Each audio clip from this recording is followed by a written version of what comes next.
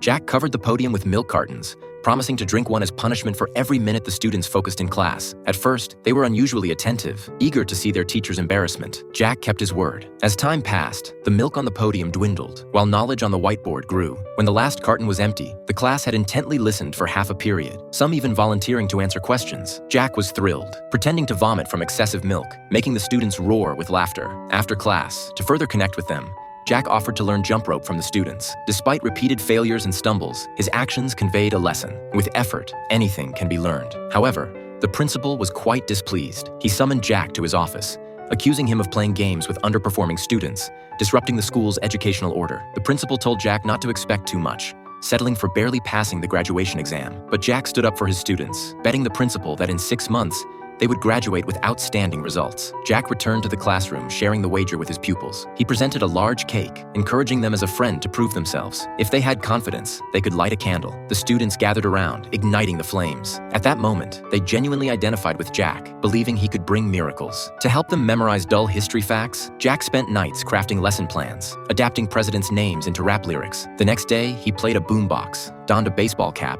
and clumsily sang and danced. The students quickly mastered the rhythm, performing even better than him. Even the top students envied the scene. Under Jack's guidance, many made great strides. Only John struggled due to his weak foundation, with even his foster parents suggesting he drop out. But Jack knew if John quit, his prospects would dim, so he gave him extra attention, often praising his progress. During home visits, Jack discovered Daisy lacked study time due to family issues. She lived in a single-parent household, caring for 3 young brothers. Without hesitation, Jack became a babysitter at Daisy's home, allowing her to focus on learning. When Daisy's mother found out, she was furious, complaining to the principal about Jack's overreach. But he patiently explained to her, repeatedly complimenting Daisy's potential, urging more attention to her education. Daisy's mother finally realized she never imagined her daughter could be so outstanding in others' eyes. As graduation exams neared, Jack grew busier. One day, he suddenly fainted at the podium.